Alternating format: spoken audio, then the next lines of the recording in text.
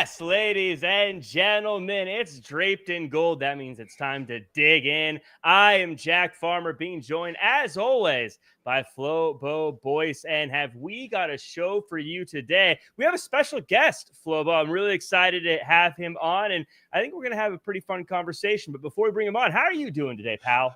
Well, I am doing great. This is episode 190 of Draped in Gold, but I want to ask you how you're doing because 7 days ago, you said you were going to bet the farm on Goldberg winning his match this weekend, and it didn't happen, man. So what's going on? Talk to me. Yeah, and for those of you who don't know, I have a perfect prediction record with a few asterisks next to it. Oh, you got perfect record, and I'm going to address the Goldberg debacle later on. Before we get into all of that, of course, everyone, thanks for coming through in the chat. We're going to bring on our special guest. This is someone who isn't just a fun person to talk to, but has actually influenced pro wrestling, been a part of the pro wrestling world. Ladies and gentlemen, let's give a big round of applause. And by round of applause, I mean hit the like button, comment, share, subscribe for Mega Ran. Mega Ran, thank you for coming through. How you doing today, buddy? Hey, yo, it's good to see you guys. Hello. Yeah. How is everybody? Man, we're good, man. Philadelphia's own in the building. Respect. Home of the champs, you know. For now. For now. We gotta claim it as long as we can, you know. Hey, listen, in sports, if your team wins a championship, you got to hold on to that as long as you can because it may never come back again. You know, true. But yeah, I love that you're wearing the Philadelphia Eagles shirt because a lot of people, they're watching now and they want to know a bit about who Mega Ran is. And of course, you've done a lot of stuff for people to know who you are through, like I said, the music and different projects you work on. But I met you for the first time in Philadelphia, WrestleMania weekend. You and I were on the call together for Defy Wrestling, and we had a great time. Are you name dropping him to his face? We met at this one event. It was great.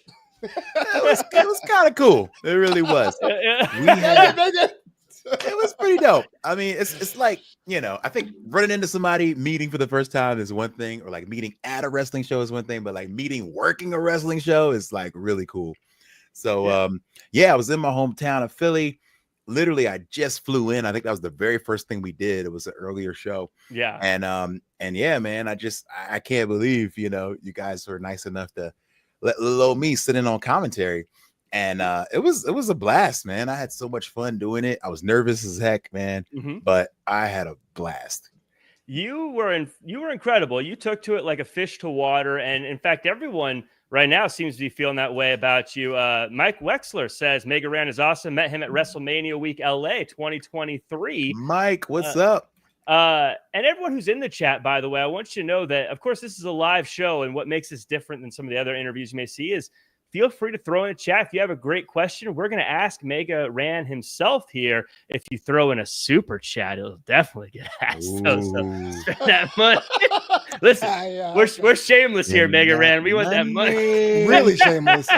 Really shameless. Bring that money. Yes. So, but yeah, I want to talk to you. Of course, you've been a wrestling fan for a long time, but for the people who may not know you, let's set the baseline here.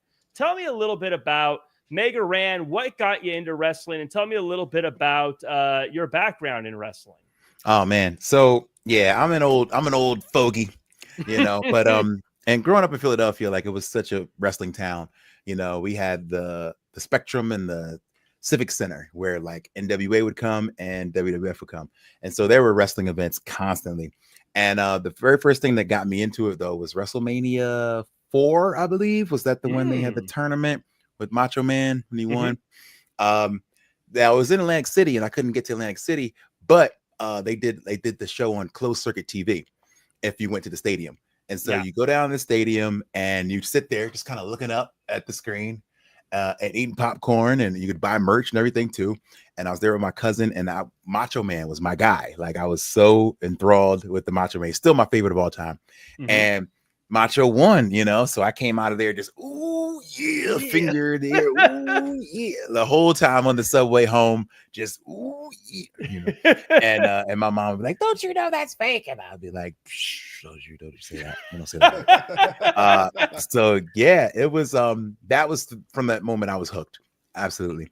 So you know, you kind of get in and out, you lapse a little bit over time, but then in college, I get back into it. You know, we're like splitting money on pay-per-views.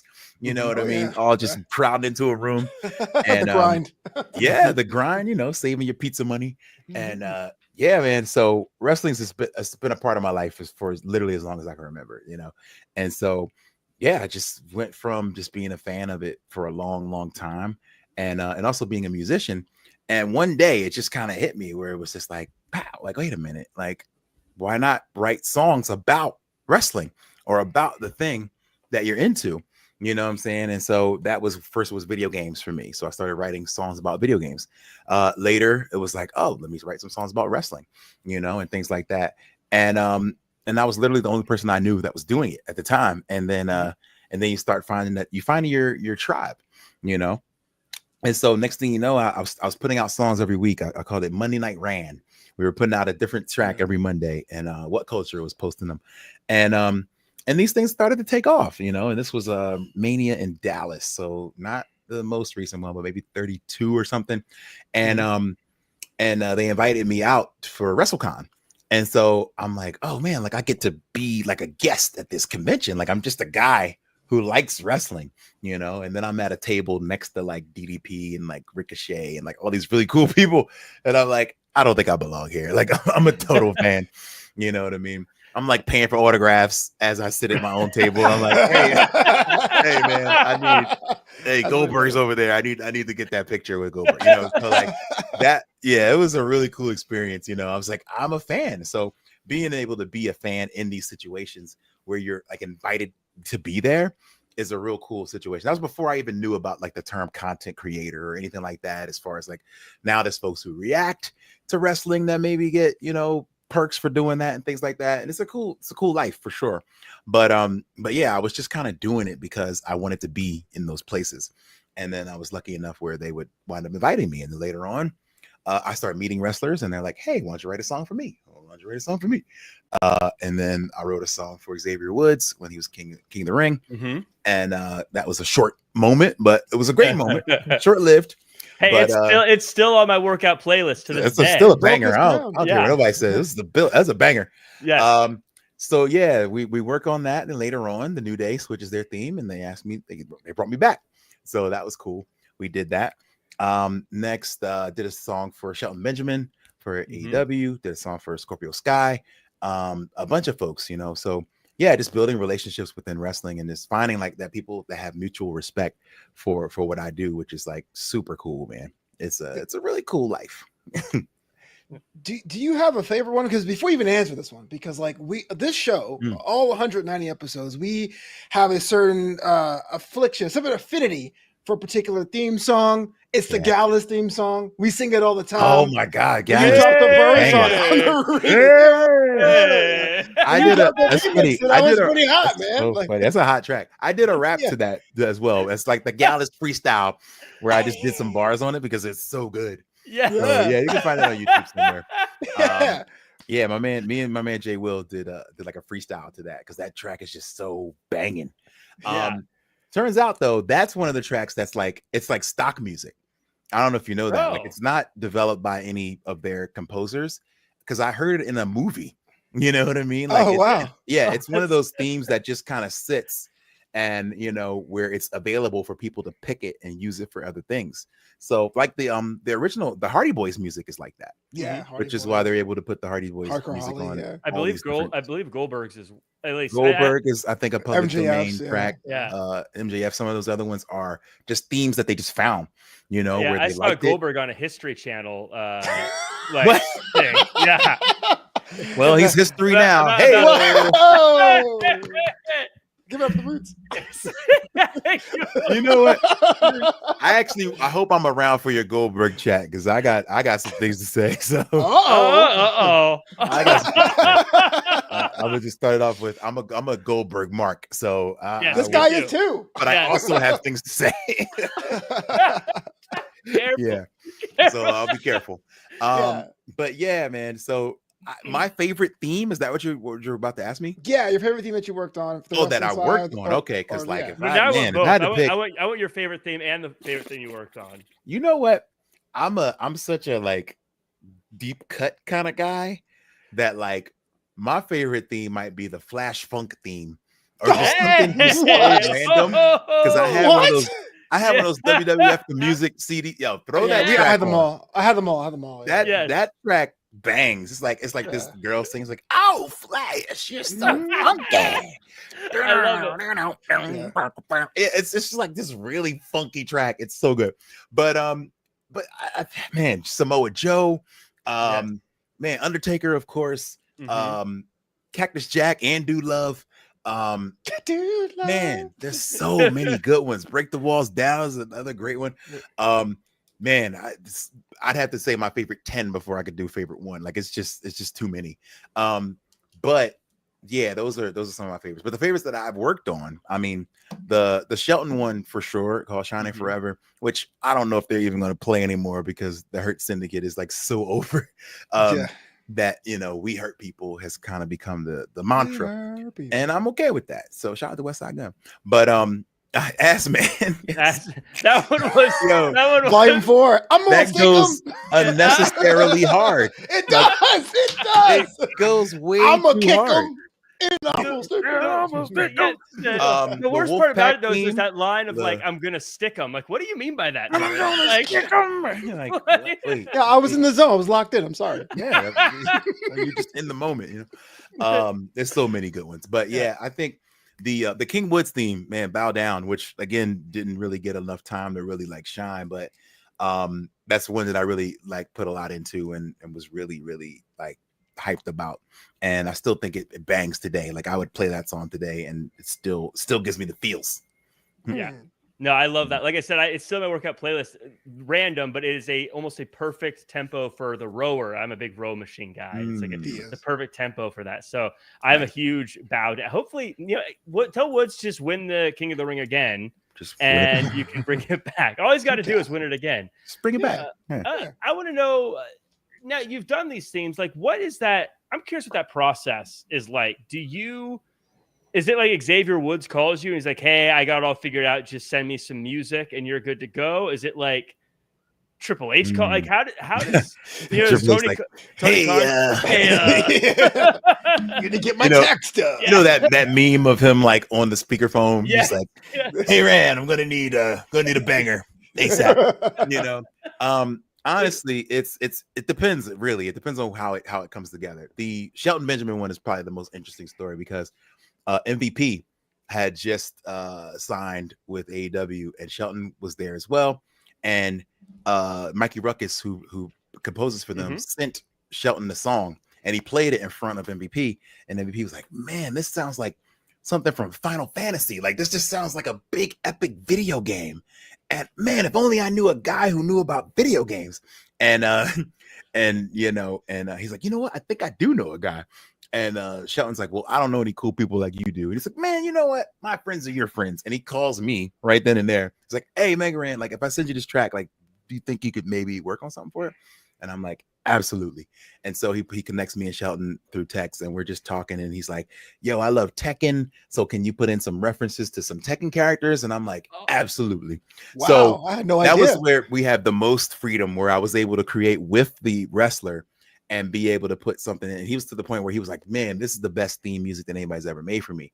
And I'm like, "What? This is the guy who ain't no stopping me now," which is also a banger. Another good one. So I was like, "What?" He's like, "Yeah, man, like, because this is made for me." Like, that just showed up at my door and I had to come out to it. So this is something I actually helped to create with you. And it's a really good feeling to know like the client is happy as well as, everyone that hears it. So So that was the best story for sure. I think with WWE, it's like, hey, we need something and we need it in 2 days. And and yeah, this is what it is. And so sometimes it's to the point where they have it so laid out where they have bullet points that they want you to say. They have, you have to mention these certain words. They have a chorus already, bow down, already had a chorus in it. So you don't get as much creativity, but you're just like, do this way and get it right back to me. And that was one where they were like, with bow down, I think they won it in Saudi. So it was maybe a Sunday in Saudi or Saturday. And Sunday I get an email and they're like, we're trying to get this on TV by SmackDown was Thursday back then. So they were like, okay. Then I'm like, well, I record on Wednesday. And they were like, well, I guess it better be good on Wednesday. That's what it was. And I even I was kind of hitting to them like, well, I can record earlier if you want to like foot that bill. And they were like, well, we'll see you Thursday. We'll see you Wednesday. It was like the bare minimum as far as like help, but it was like at the same time, like we're moving, like this train is going to move with or without you. So let's go. And you just got to jump on.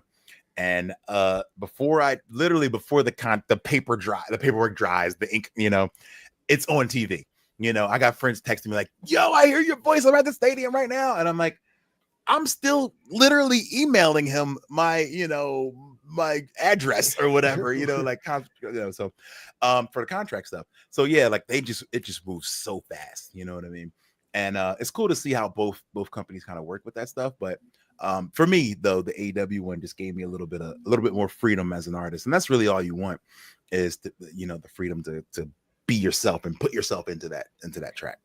It's got to be so nerve-wracking knowing how the internet wrestling community is very particular about their music when it comes on. You got to have nerves of steel, but I guess as an artist, that's always the case. You're always wondering with the response. I mean, but wrestling fans are different though, bro. We know that. Like, yeah. What does that mean? It gets me to the point. It gets me to the point where I wonder if wrestling fans even love wrestling, man. Like, it's like, I would say there's wrestling fans and Star Wars fans that are maybe the worst fans in the world. Because you get whatever you get, and you instead of being like, all right, well, let's see where they're going, you're like, this sucks. Like literally every week you're jumping down the throat of the people who are creating the thing, to the point where I start wondering, like, do you like this or do you complain about it? I love the Star Wars comparison because I always say Star Wars fans like, I love Star Wars. Well, I like 2 of the movies out of the 15 they've made. But there you go. But I want to talk. We talk about the stuff you're releasing. Of course, you do a lot of cool stuff with wrestling. We're also doing some really cool stuff now with some music for kids to listen to. With Buddy's Magic Treehouse out now, and in fact, it's actually doing pretty good. I see it's charting on Apple. Tell us a little bit about that, and tell us a little bit about, which by the way, everyone can listen to on Spotify, Apple, wherever they get their music. Tell us a little bit about that and how people can check out your music and this project.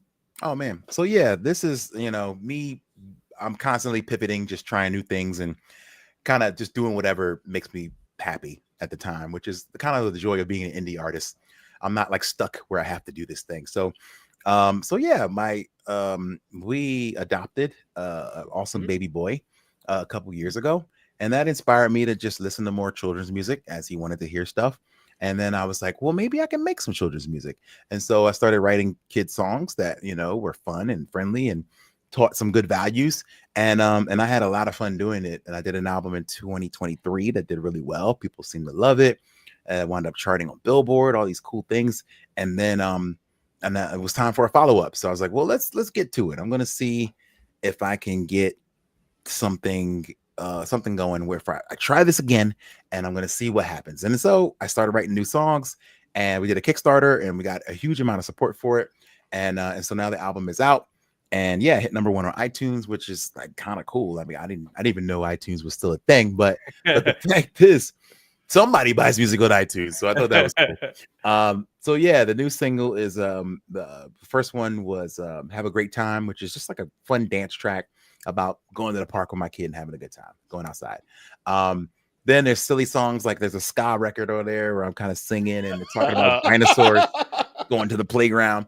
And so yeah, it's like just so much fun. And I think that was really my only goal when I was making these songs, is like, does this make me happy? Does this make me smile? You know what I'm saying? And that's really what it was. Like when I make wrestling music, I'm like, there's not usually a lot of smiling going on when I'm writing wrestling music. So yeah, it's a fun like escape to be able to be like, you know what, I'm gonna smile and have fun here. And so yeah, this is the second album is out now. We've been doing some touring. I've been playing shows with kids at libraries, community centers, boys and girls clubs, museums. We were at the Seattle Children's Museum a couple weeks ago, things like that. So it's just been a real fun journey and trying something new. And then the sweet part is I actually play these same songs at clubs and bars with adults, and they don't even know it. Like they don't even understand that I'm playing kids music for them. They still vibe with it. They still have a great time and they enjoy themselves. And that's how I know that the songs are pretty good. Well, it's funny because growing up, we had, the songs that we had back in the day were fine. They were serviceable. But the generation now, Gracie's Corner, Grio B, how do you approach that? Is it kind of like what you like to do and try to simplify lyrics for kids? You think about the kids going into the booth? Like, what's the process there? Yeah, it's a little bit of both. I'm trying to mix the medicine with the candy, if that makes sense. Where I'm like, I'll come up with a theme, and if the theme is friendship, then I'm like, all right, now I'm gonna jump into how do I make this fun, And then I'm thinking, all right, now I had to really kind of, I guess I don't want to say dumb myself down, but I had to like really fight myself and not try to be, as a rapper, you're trying to normally be the most lyrical, the most clever. And I'm like, I don't need to mask everything in a metaphor right now when you're talking to 6-year-olds, So it's like, it doesn't need to be a metaphor. Sometimes it needs to be straight ahead, So if you're talking about bullies or you're talking about, brushing your teeth, you know what I mean? You could just be straight up and have fun with it. And so yeah, man, it's just, like I said, my only rule with this has been to have fun. And if I make something that makes me smile, then it passes like the first test for me. Well, I don't know if you smiled, but you did talk about bullies, and Gunther is a bit of a bully. Now, I do want to make sure we get you out of here because I do know you have some other things you got to take care of. But we chatted a little bit about Goldberg, and I wanted to get your thoughts on this. Now, I am a huge Goldberg fan. I was chanting Goldberg all weekend long. Talk to me about Goldberg. What were your thoughts on his retirement, about his career, whatever? Man, I was a huge Goldberg mark, Goldberg was literally the reason I was tuning in, to WCW. I was flipping back and forth, but if he came on TV, I was like, stop right there. Yeah. Yeah, I've been a big fan forever, and I'm glad to see him have a moment to go out, on somewhat of his own terms. A lot of guys don't get that. You know what I'm saying? And even though I knew, like, all right, he's probably not going to win. The match was a lot longer than I thought it was going to be. Maybe I would dare say a little more entertaining than I thought it would be. And so I just give him props for going out there, man, because there were some times I was a little worried. Like a couple weeks ago, he showed up and got a little gassed coming down. It was like he did 2 or 3 punches and was like, it was tough.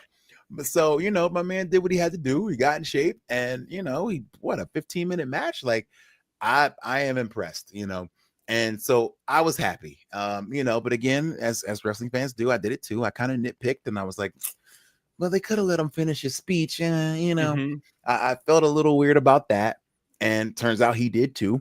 And but man, today I just noticed that he had some comments, and I don't know if you guys saw this, but yeah, I did. Yeah, and then I saw something happen today that I never thought would happen. I agreed with Peter Rosenberg because I was following on X. I saw that. Because Peter was like, yo, man, you got a lot better than a lot of people. Like, yo, ask Kurt Angle about his goodbye. You know what I mean? And if he's happy with what he got, you know what I mean? So it's levels and it's perspective that we need to keep in mind. I look at it like, yes, maybe could have got a little more, but you had a Hall of Fame speech. You did that. You know what I mean? Hall of Fame speeches are like unlimited time. Like no one cut you off. You know what I'm saying? So you had that. And so at this point, I feel like the guy should be a little happy with what he got. And like, I saw his son. I saw Gage looking all big and strapping and ready to go.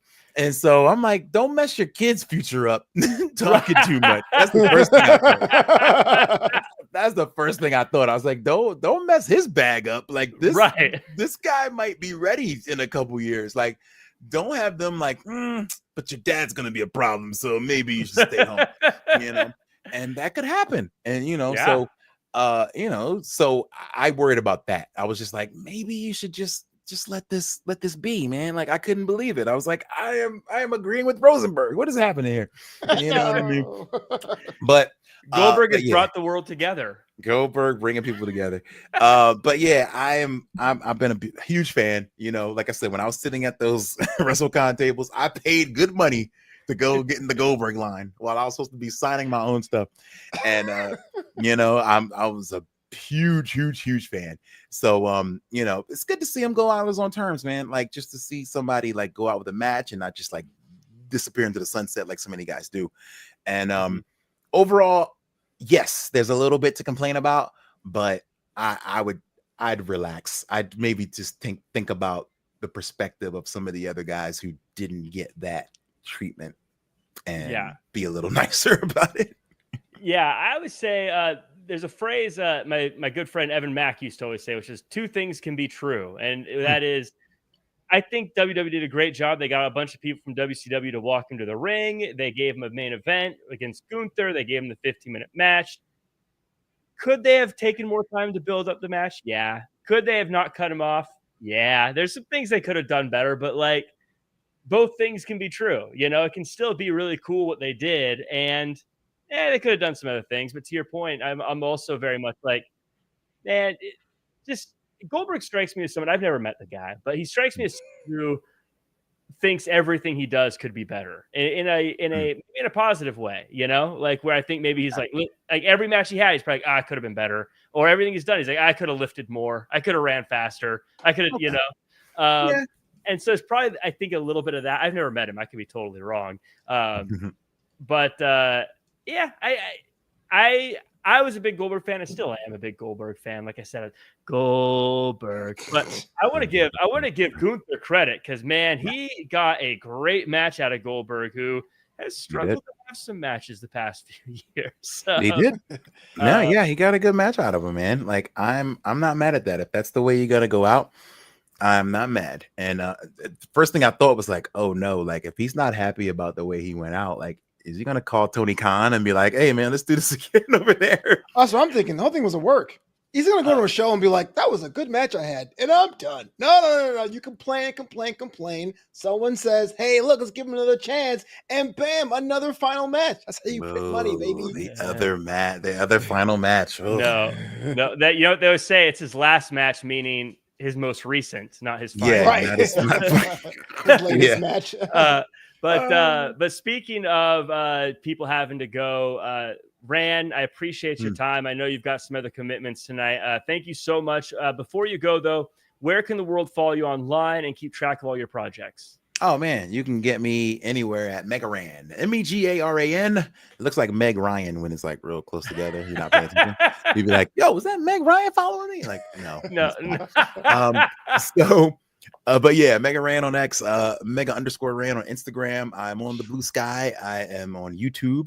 And you can type my name into Spotify, Apple Music, Tidal, wherever you get your music, and go get those new jams, Buddy's Magic Treehouse. Oh, I see a quick question over there. I want to address it in the comments. Yeah, Danny C. It says, Mr. Ran, I seem to remember you from the rap battle on SmackDown when the Usos dropped the line about your boy Xavier Woods.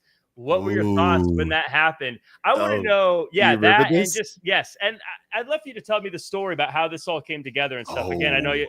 This is a great story to end on. I want to hear your story. Yeah, this is a great story to end on. Okay, so shout out Danny, thanks, man.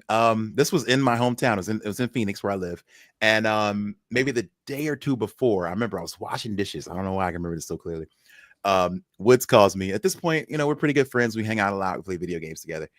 He calls me. He's like, hey man, we're gonna be in Phoenix in a couple of days. Are you coming? And I was like, yeah, I'm coming. And he's like, all right, so they got this idea where they want to do a rap battle with us and the Usos. And I was like, rap battle? And he's like, yeah, they want to do it in like some basement like 8 Mile style, you know what I mean? Like a really grimy spot. So if you know any places, we'll figure it out. And I was like, okay, I'll start scouting some ideas. And then the next day he's like, oh, well, the producers just said they want to do it in the ring. Are you down to join us in the ring? And I'm like, yeah, of course. Like, why would I not? Like, yeah, I want to get in the ring. Yeah. And he's like, yeah, maybe like we don't need you to like write the stuff for us, but let us run the lines by you, as you're a rapper, and let's just see how you feel about it. And I said, absolutely, I will do that. And it was just an unbelievable day. This is so many years ago, but I still remember it. We get to the venue super early.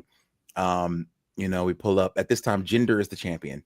And I remember this because Jinder's in a great looking suit. He's shaking everybody's hand. He's just being super nice to everybody. And I just remember thinking like, man, look at this guy just being a champion. Then I walked somewhere else and like just talking to people. And then I sit down in catering and they're like, oh, just sit in catering for a second. And so I'm next to like so many indie guys that I know. So I'm like Hammerstone's there, Gino Rivera, gosh, so many guys that I've just seen on the indies, and they're all just kind of sitting there, and then Road Dogg sits at my table, and then the New Day sits at my table, and I'm like, oh, what's happening right now, and Road Dogg hands out scripts, and it's here's a script for the rap battle, and I was like, what? Oh man, this is cool. And so I'm reading, and I see their lines in there, but the Usos lines are blank. There's no lines in there for the Usos, and the Usos are not sitting at the table with us. And so I just happened to ask, like, Mr. Dog, where are what are the Usos saying? Because like what makes a good battle is like the rebuttals. You know what I'm saying? Like being able to come back from what's being said. And Road Dogg said, oh, the Usos, they're real nervous. They haven't finished their parts yet. They're struggling, but they said when they get them, they're going to send them into us. And I was like, that's not true. I was like, somebody's up to something. And meanwhile, the Usos were cooking up the demise of the New Day. Like they were cooking. And if you remember, they were going back and forth. They had like some really good like interplay with each other. And then they dropped the line about Xavier Woods. So we have we're going over their lines and everything's fine. John Cena was returning. It was 4th of July. And there was like a big deal that John Cena was coming back. And so we go into a room to just go over some lines. And John Cena knocks at the door. John Cena walks in and he's like, hey guys, just wanted to say hi. Like he's shaking everybody's hand. Like you guys have been doing a great job the last few years around here. Like it's been great. You guys have been some of the best stuff on TV. And I jumped. I was like, Cena, I thought you were coming in to tell us you were like jumping in the rap battle. Like he's like, nope. Rap is a young man's game. You'll never see That's me. That's how he sounds. That's great. Yeah. That is exactly how he sounds. Nope. He was like, no. It was like a very Obama, response. Like, nope. Rap's a young John Cena man's game. Obama. That's crazy. Not happening for me. And sure enough, he never rapped again. And but yeah, he's like, but good luck tonight. And so then we're working on it again some more. And I was like, hey, can you check in with Road Dogg and see if the Usos lines have come in yet? And he checked and he called him and he's on speaker. And Road Dogg's like, yeah, they said they're still not ready, man. They're still not ready. I don't know what's going on. And I'm like, it's like 20 minutes to showtime. And I'm like, dude, I know what's happening here. Like, this is a setup. And so we get in the ring and we do a dress rehearsal in the ring, which is really cool. Cause at that time, like there's probably 20 other wrestlers in the ring. So, before show, everybody's trying their moves out, jumping around and stuff around you. And we're standing in the center and they're like, look at this camera, this is the hard cam, blah, blah, blah. And Road Dogg says, and y'all extras, stay out the shot. All right. Like just stay out the shot. Let them do their thing. And then Woods taps me and he's like, get in the shot.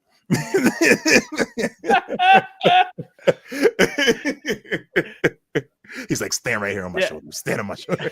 And I was like, okay. And so then we're doing trying to go through the rap battle, but no one is saying anything. They're just like, oh yeah, I'm gonna go like this. Ooh. And like, what are you going to say? And they're like, we're still working on it. Ooh. Yeah. This is gonna be so bad. And so Road Dogg says, like, don't screw me out here. Like, we're on live TV. It's PG. don't screw me. Don't say anything you're not supposed to say.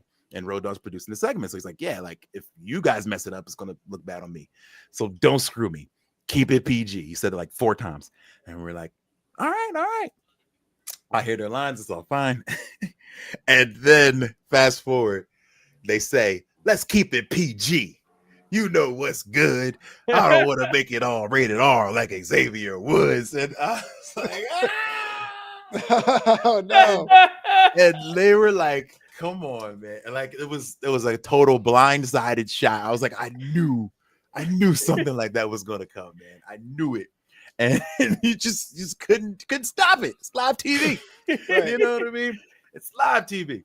And man, like it was crazy. Like they were to the point where like Wale was hosting. I remember Wale just jumped around like, oh my God, whoa, right. John DeMarco, he's just running around like, oh, and then that's when we had to like break up, like pretend a fight was happening so that we couldn't pick an actual winner because the New Day would have won, like lost probably. Right. So we're like, all right, so now we have a dust up, so it's a disqualification. So he has to say like nobody won. But nah, they got us that day. they played the long game. They were strategic and not showing up their hands. And I didn't know you could get away with that in live TV, but apparently you can. You know what I mean? If you got enough pull, you can pull it off. But like they were like, no, like give us your lines, and they're like, we'll figure it out. yeah, it's on live. It's live, baby. It is so funny. That's how you can see right through it though when you're in that. That's totally how people are. Like, oh yeah, no, I'm still working. No, you're not. Like, no, really, this is live TV. Like, are you sure you're still working? Like, no, they and you know they had it in the back of their head the whole time. Like, don't say nothing. Don't say anything. It was nuts. It was such a crazy time, man. So that I think is a good story to make by exit on.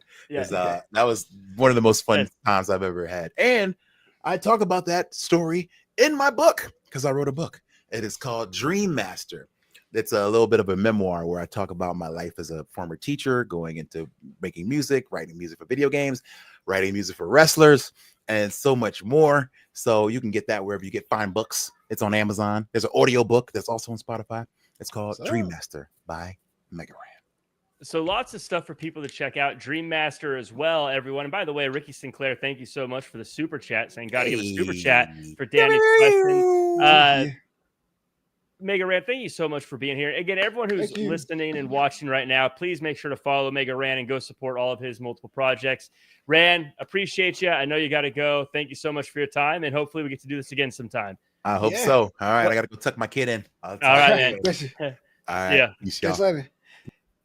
You know what? I didn't ask him what his favorite Mega Man game was. And he's Mega Ran. Which one do you think it was? I think it was 3.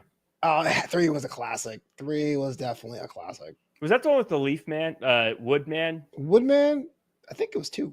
Mega Man 2. Anyway, not the point. Not the point. But man, what a great chat. Everyone, by the way, I got to give my shout outs. Danny C, Chris Bricks, Ricky Sinclair coming through, George Hermosa coming through, Hurt Gillies coming through. And so many more. I can't say everyone's name, but thank you guys for being here. Like, comment, share, subscribe. If you like us having guests, let us know in the chat, in the comments, maybe by retweeting it on Twitter and saying, bring more people in. It'd be very appreciated. We want to see if we want to start bringing more folks on and having these conversations. Flobo, I thought that was a delight, though. Absolutely. The fact that both you guys were like, we love Goldberg. It was kind of funny. Goldberg. George Hermosa as a guest. That's what George Hermosa not recommended. Do that? Yeah, all the time. Yeah, George, you had a residency. He's the most decorated guest we've had in the show.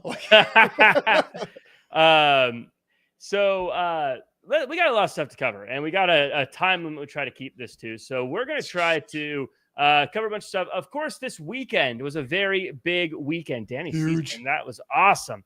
We'll see if we get some more folks on here, but big weekend of pro wrestling. There was about 37 hours of wrestling, and that was just AEW. You're not wrong, man.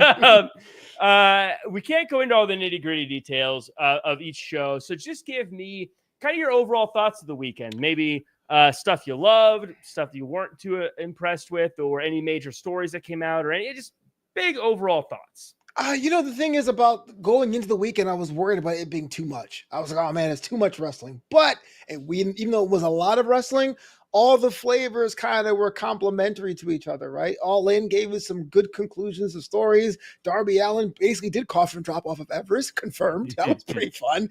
Saturday night's main event. I mean, Goldberg was never one of my favorites, but he did get to main event a live broadcast television show, and of course, the ladies shut it down at Evolution. So, not for nothing for NXT as well, being the weaker show of the weekend, but that says a lot because everyone else was on point. Yeah, there was a lot of great stuff going on.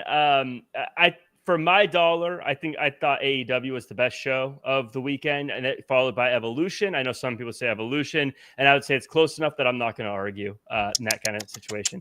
But I'm curious because there's a lot of people who say that there is a play to control the conversation, control the narrative, Flobo, where they are trying to, where WWE is trying to maybe book shows at the same time as AEW so that the conversation on social media happens to be about their programming.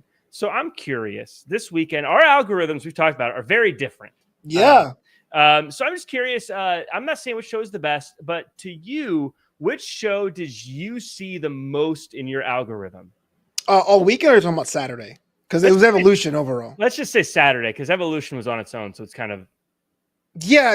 Like, to me, it was Saturday night's main event. And a lot of it was happenstance because of the Seth Rollins injury and where does that mean for that storyline and the casting situation. But yeah, Saturday night's main event, and it was a bigger platform. No matter how good your pay-per-view is, you're not going to beat quote-unquote broadcast TV. So, but that's not for nothing. I really thought AEW, as much as I lamented about the build-up for All In, really delivered of what they wanted to do, and they really had the best complete, one of the best complete shows. I like Evolution more. Best complete shows of the weekend.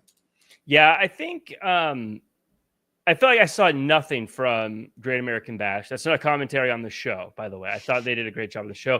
But just as far as what my algorithm is showing, I saw literally nothing about Great American Bash. Saw a lot of AEW, saw a lot of Saturday Night's Main Event, mostly Goldberg / Seth Rollins stuff there. And of course, Evolution owned Sunday. Not only was it an incredible show, but it was the show that had the last word. So saw a lot of stuff there.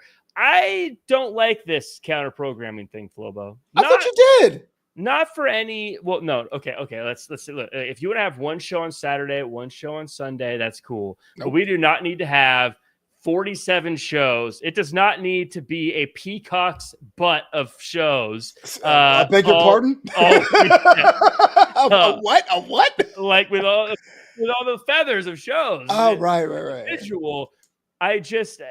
Man, I don't want to watch that much wrestling in one weekend. So if AEW is doing one on Saturday and WWE is doing one on Sunday, and that's how they're going to counterback, cool. If they want to do two on the same day, and then I can watch one first day, one the second day, cool. But man, I am not a fan of having 4 shows in one weekend. I'm just going to say it. I actually, yes, that could be a lot, but I really hope that it forces AEW's hand to come up with a streaming solution. There's no way the pay-per-view model can still work. And then back when there was four shows, it didn't matter. But if you're AEW now and people are fatigued, they're not going to pay the premium to do your product. Hopefully it switches to something that's a lot more accessible. Because now we're at the point now where it's like, guys, come back. It's not 2023 anymore. The show's better. Nah, it's too expensive. Whatever, bah humbug. Really, I want to push that envelope, man. Yeah, I agree with you. I think there's no other form of entertainment outside of a live concert that is going to charge you that much money to watch a show. Mm-hmm. There's no other form of entertainment that charges you that much money for a program in this day and age. And so I agree. They need to get away from it, even just to grow. I mean, I know they make a lot of money with these pay-per-views, but even just to grow the audience, that is such a huge barrier of entry, the pay-per-view model. I want to talk a little bit about AEW show tonight, and then we'll get into the WWE stuff. Real quick, I want to talk about Adam Cole, baby. Sad news from him, injured. I think we would both agree that if you said he is one of the top guys in NXT black and gold brand history, I think a lot of people would say, yeah, easy to say there. If this is the end, then great career as far as I'm concerned. Hopefully it's not. Any thoughts on Adam Cole? Yeah, you always want to have someone to go out on their shield, like even if he was injured, it's like to beat your teeth and grit his teeth and bear it. But yeah, if he is unable to continue with his injury history, just want to make sure he's as healthy as possible. I mean, no one likes to give up titles, especially on TV, the way it had happened. So you know it had to have been serious, but it kind of wish for a happy ending for him. But if this is the end, the memories he's given and how many people of a certain age he brought back into wrestling based on his skill in the ROH era and the NXT era can't be denied. Yeah, he is absolutely someone who I think if NXT had a Hall of Fame, he'd be in the NXT Hall of Fame without a shadow of a doubt. After Bo Dallas. After Bo Dallas. Well, actually, Bo Dallas would go in the Hall of Fame. Yeah. Then Terrence Matthews with the conversation. We'll talk about this for the super chat. Thank you so much, Terrence Matthews. We'll talk about WWE and Roman Reigns in just a moment, but says when Roman Reigns became the tribal chief, no one was more, speaking of, no one was more grieved than Michael Cole. He loved calling him the big dog, as you can hear. Is that Macheco? I got the Brie dog right over here. Swiss. Come on, girl. The neighbor is outside, so how dare they pass by their own driveway? But tell the HOA about that. Yeah, we'll talk about Roman Reigns here in just a moment. But a couple quick things on AEW, and we'll kind of rapid fire them here. Of course, we had some returns. We had Cope returning and telling Christian to go find himself. I know you're not a huge fan of that, but Toni Storm retains. I thought that was a pretty big deal. I thought she cut in a phenomenal promo today. And I was saying to you off air, I am definitely of a certain age, but when they can turn the screen black and white but still have red, I'm like, did someone come from the future and deliver this technology? How is this possible? It's so ironic because you use AI, you use ChatGPT like all the time, no problem. But red, witchcraft. I'm like, the only way they could have done this is had everyone wear black and white in a black and white building and put red paint where it was supposed to be red. I see no other solution. That's the only way it could happen. There's no happen done. No, it's nice. The matches were great, and I think we're going to mention the Cope stuff. I'm not the biggest fan of Cope, but giving Christian Cage a mystery and go finding himself could be interesting. So I'm on board with that. The patriarchy had to go in their own direction, but yes, Mercedes Moné shocked the world because I thought she was going to walk away with the AEW Women's Championship as well, but she did not. She fell short. Yeah. Toni Storm somehow always able to come up with new lines that fit that character. I want to say too, today, a lot of talk was about the venue, and people are split about it, and I get it. But to me, I loved the venue because it felt unique, and I think AEW needs something to visually stand out, and I think something like venues like that are great for that. And I love that there were so many shots using the venue, like the one that was from behind Toni Storm, looking out over the crowd, or the ones where the Death Riders were coming up the stairs, and even the Young Bucks when they're at their lowest in that little grimy basement-y looking area, trying to get into their locker room. I loved that. Again, quick, because we don't need to spend too much time because we got to cover WWE. Thoughts on the venue? It sounds like they're going to be there for a few weeks. I like the idea. I mean, look, there's a lot of ink has been spilled about the number of tickets distributed. I'm not sure that means bought or sold or whatever. And I know you're not going to fill 20,000 stadiums right now, arenas right now. Why not go for the unique thing that's more locally based and make you feel you're part of a city's character? Why not ride with that for a while before you build yourself back up? And final thing on AEW, the big news, Adam Page wins the championship and finally takes the championship out of that suitcase. And today thanked all the wrestlers that were part of the war to get him to this point. And after the match, Darby Allin hanging from the rafters like Sting used to. I believe that this was one of the biggest roll of the dice. Roll of the dice from AEW. They've ever done in keeping the championship in the briefcase and how long the Death Riders thing went.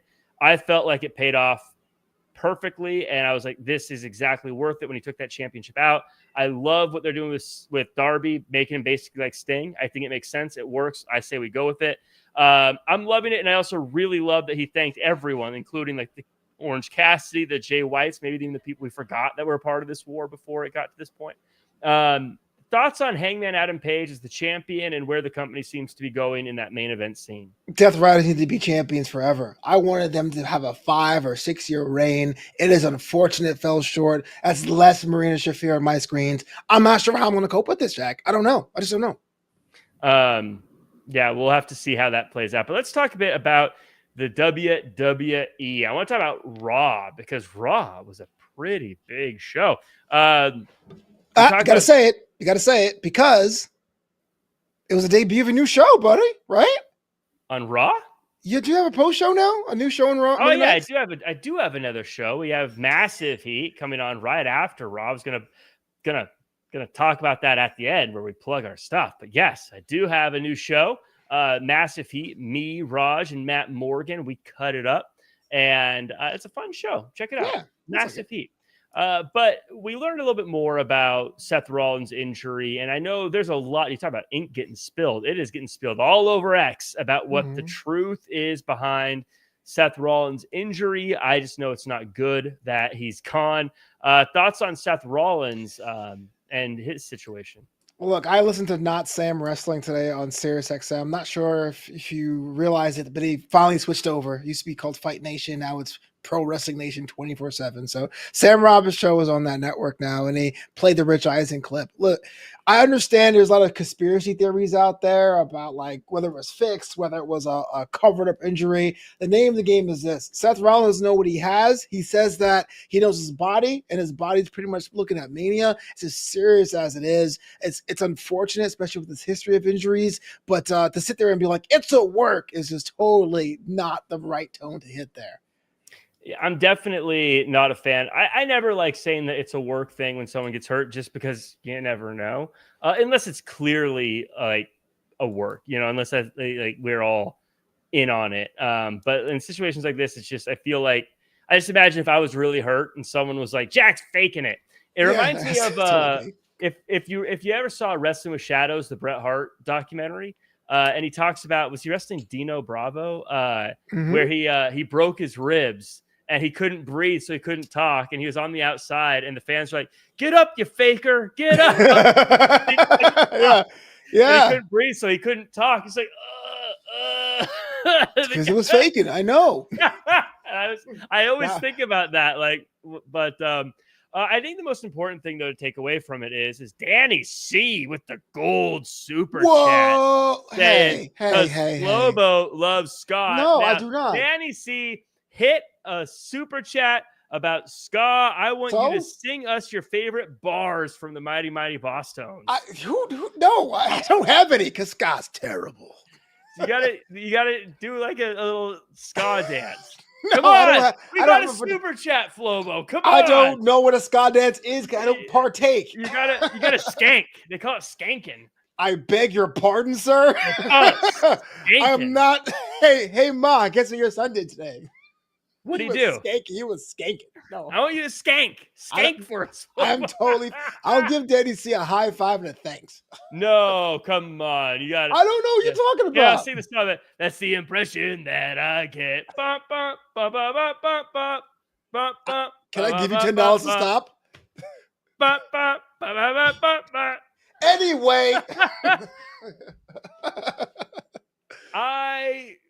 Flobo, next time we see you, Danny C was gracious enough to give us a ska-themed super chat. He did not. He says, "Cuz I like it." It's not true. It's a false statement. At least wear a checkered fedora next time we're on. Am I that much of a square that you think I have access to a fedora that is checkered? I think it's sitting right next to your piano key tie that you have. I think I do have a it was for a costume. Don't judge me. Don't judge me. It's for a costume. It totally is. My ska man. Well, thank you guys. Thank you so much, Danny C. Appreciate it. And also thank you, Terrence Matthews. And thank you, Ricky Sinclair, for the super chats. It actually does really mean a lot to us. I want to talk to you a bit about, I got to say something about Box Office Bill, about Bill Goldberg. And, we talked about how I bet money on Bill Goldberg, right? You did? And I don't have that money. Stupid. A lot of, I've been undefeated. I've gotten every prediction correct besides a few asterisks. And I've had a really good record and a really good run. It's pretty terrible, actually. Sometimes people make the wrong decision. Sometimes people do the wrong thing. And this time, I have to say, Triple H made the wrong decision. Oh, come on. You made the wrong call. This is the wrong move. Triple H knew what he was doing. Triple H made the wrong call. So clearly, this is just an asterisk against me because I did nothing wrong. I did the right thing. Triple H made the wrong call. Look, he's got a lot of them right. This one was wrong. I keep my perfect record. Triple H, you got to hang this one on him. I think you'd agree. I think everyone in the chat would agree. My perfect record stays still unvarnished. Your boy couldn't finish the job. You're blaming the guy behind the curtain. That is just Bush League. Listen, sometimes people make the wrong call. I said it. Triple H has had a long stretch of right decisions. He's done a great job. This is the wrong one. I am not taking the fall for this. This isn't my fault, Flobo. I don't know, because your boy got tapped out. He didn't lose. He was like, I can't breathe. I think it's an asterisk. Even Ricky Sinclair, that's an asterisk. He's not agreeing with you. He's just writing the word. He likes to type out the word to make sure it's spelled correctly. Ricky agrees. This was Triple H's fault. Triple H, don't worry. I'm not going to hold it against you, pal. We're still good. We're still pals. But unfortunately, this is your fault, and I am not taking the fall for this. I still have a perfect record. I think that's fair. But you've lost the money, right? So you bet on Goldberg, and now you're out of some cash. Well, Triple H lost the money. But you still don't have it anymore. So what are you going to do? I mean, if you're holding on to my wallet and you lose the wallet, yes, the money's gone, but you're the one that lost it. That doesn't... There are no wallets in play. It was you being like, duh, I think Goldberg's going to win. Take my rent. And you're blaming Triple H? Yes, Danny C. Nobody can be mad at your call, Jack. You led with your heart. Jack, you're the wind beneath my wings. I agree. Danny is right. This is an asterisk situation. That sounds like some guys who listen to ska. This is, well, the smart ones do. The ones with taste. The ones who know culture. I'm opting out. Culture, opting out. Unsubscribe to Learning Things. I'm going to opt out of culture. Not worth it. I'm fine. Totally good. Yeah, so I have to cover this. This was a big thing for me. This was one of my biggest moments of the week, actually. I want to know your thoughts. I want to know, were you getting the tinglies when Paul Heyman was just dressing down Gunther in the ring with Braun staring at him, Flobo? Oh, yeah. That to me was pro wrestling right there. I was like, oh. Someone needs to take down this new version of Gunther because he doesn't really do anything but saying, oh, you guys are good at the lace up my boots. Well, yes, go after Paul Heyman. He's the number one guy, silver tongue. The guy is just another class of its own. Almost a throwback to where he was a couple of years ago. The promo was on fire, and I'm glad someone took him down a peg. You know, comparing Braun Breaker to Brock Lesnar is lazy and easy. So I'm going to compare him to Brock Lesnar. And fair. The reason, though, doesn't have anything to do with the physicality or whatever. It's the way when Braun was staring down Gunther and Paul Heyman was building him up. It reminded me of when he was doing the same thing with Brock Lesnar. Brock Lesnar was staring down The Undertaker or Kane or the NWO back in the day. That like, oh, these are the established guys, but there's this young dude who's about to wreck everybody. Mm-hmm. And I was seeing those flashbacks, right? I was like, oh my God, this feels very Brock Lesnar-y to me. As Danny C says, he's a Steiner. I love that he just said it. Just get it out there. Let your heart be free. It was a good moment. But Chris Brick says, I know I hate the Breaker last name. He's going to be Breaker forever, though. Why? I'm curious. Why you hate? Is it because it's alliterative? Alliterative? Is that the word? Is it alliteration? Alliterative sounds very close to illiterate. Well, if I say it like that, then you can't even tell. Is it alliterative? Lordy. I thought that was fantastic. He looked like $1 million going through that gauntlet. CM Punk, number one contender. Looks like we're going to get CM Punk versus Gunther. Poor Penta. I thought Penta was going to win that, but now I love that. I thought this was great because it got CM Punk versus Gunther. I think a lot of people expected that. It made Braun Breaker look good. I was not a fan of Penta and LA Knight and I guess Braun would have been the other one. Jey Uso? Or Jey Uso, yeah. I was not a fan of them eating losses right after a big show. Like, LA Knight just got one of the biggest wins of his career. To eat a loss as the second person in a gauntlet kind of felt like it was chopping the legs out from under him. I'm with you 100%. Stop and go with both those guys, Jey Uso and LA Knight, because I always say they're so close. It's funny because like someone has to lose, and I guess in the grand scheme of things, nobody remembers the results of a gauntlet match a week or two after. But seeing someone like Jey Uso and LA Knight just lose, and Penta, if you want to be honest with you, like take losses, was kind of like, well, I don't feel good about whoever wins this. And I guess Punk winning was better than Braun winning, but it was kind of like, at what cost? Yeah, well, Penta at least was the first one in. I mean, Braun and LA Knight and Jey Uso were dealing with the guy who'd already beaten people before they got in there. So I wasn't a fan of that, but that's just what it is. We'll touch quickly on NXT before we wrap up here. The biggest story in Raw. Valkyria beat Bayley, and we'll get a shot at the Intercontinental Championship. We have a new World Heavyweight Champion, Jack.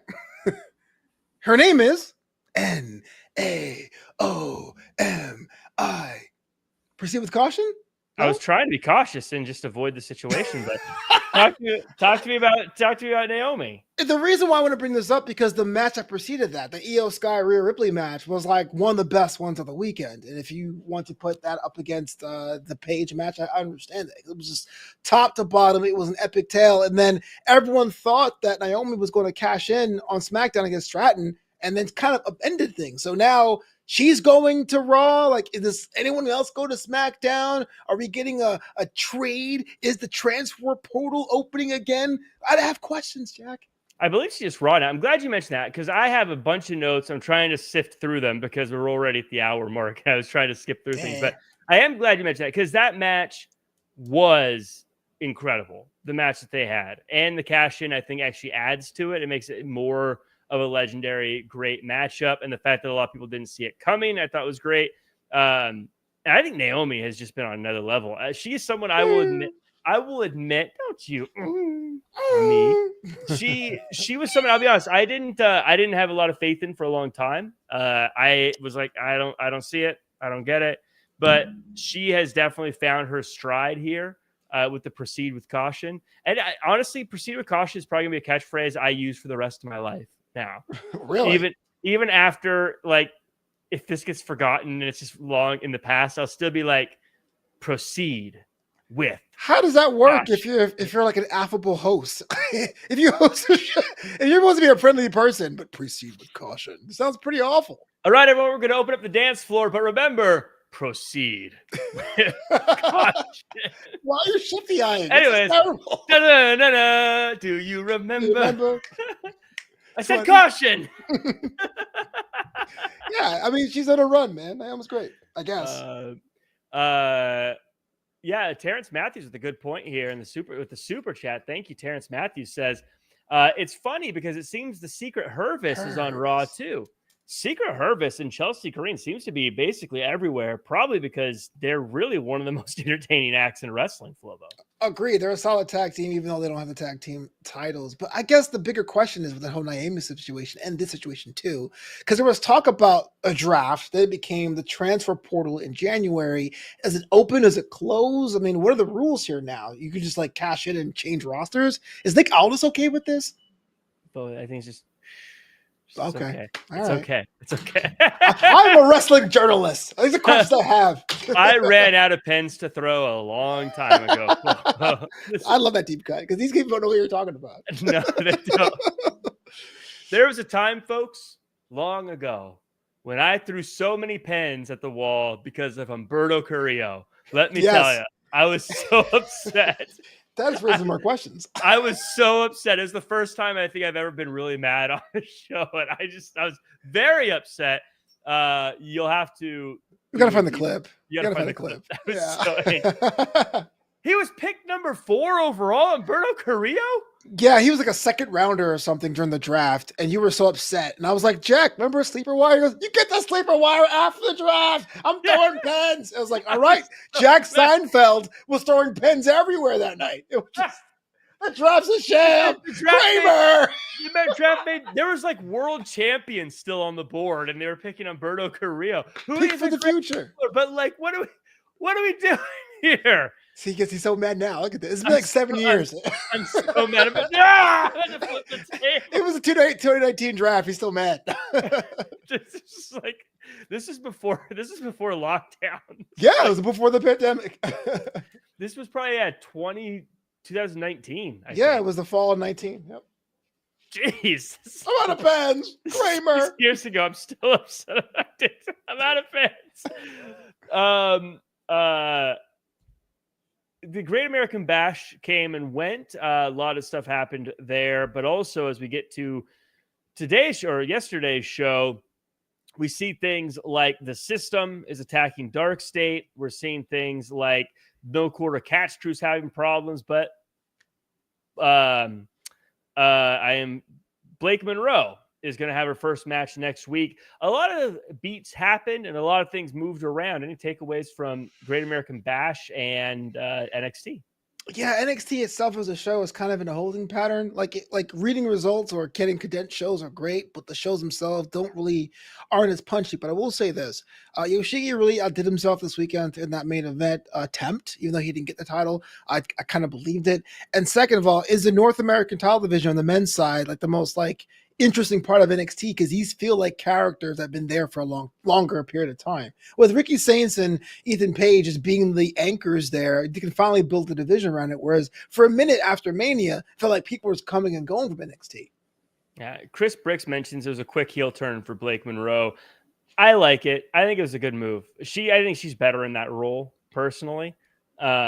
I get that everyone's gonna be excited that she's there, so you can't have her come in as a jerk because everyone's excited. So I think if she came in and was a jerk, it wouldn't have worked. But I think her doing this makes sense. It works for her, and I think she can really lean into that role personally. What do you think about Blake Monroe?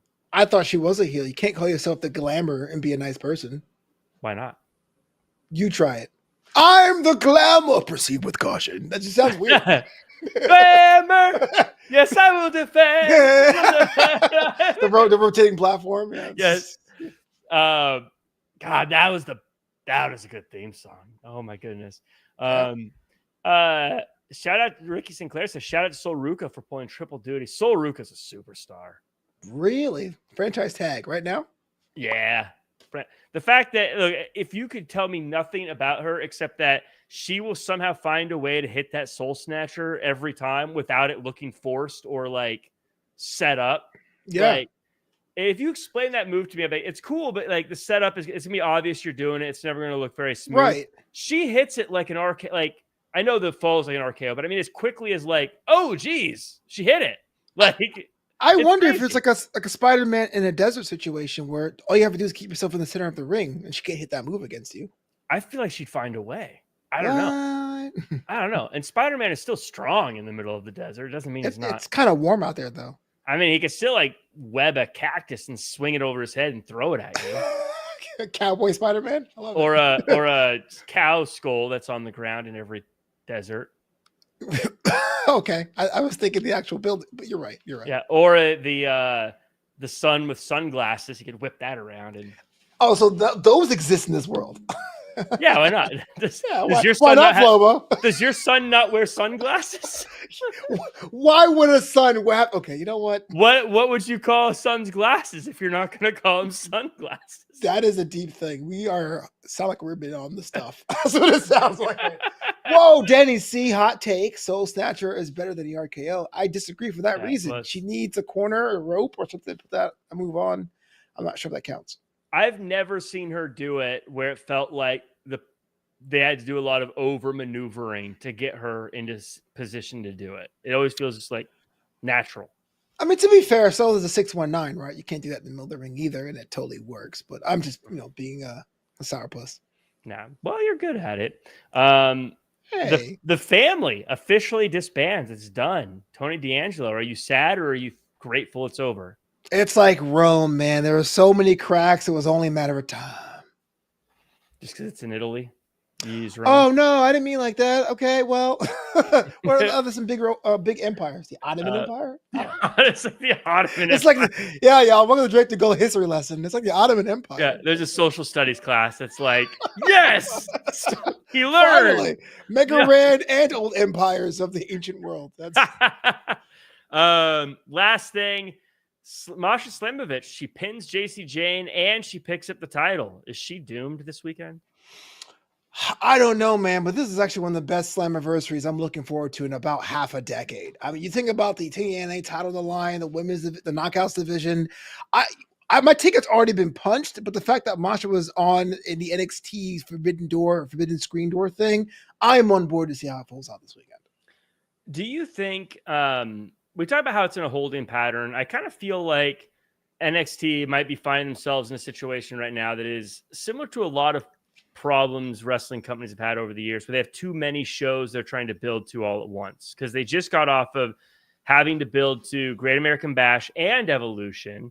Now they're having to build to Slammiversary, and now right after that they're going to have to build the Heat Wave on August 24th, which makes it very difficult, I think, to create the kind of storylines you're looking for when you have these big shows that are sort of you need to promote right now happening every few weeks. I actually disagree. I think the problem with NXT in the CW era, unlike the Black and Gold era, is that the Black and Gold era was a destination, right? You're Finn Balor, you come back to NXT, you worked 6 months before being back on the main roster. But between Evolve, the main roster, Lola Vice going to Third Polar, it kind of feels like an airport. Like when someone shows up, you're like, well, how long are they going to be here until they leave again? And that's cool when you're just flipping it on and turning your brain off. But as far as storylines outside of the North American title division, nothing has been going on longer than 6 weeks on NXT. So it's kind of like, okay, what are we getting today?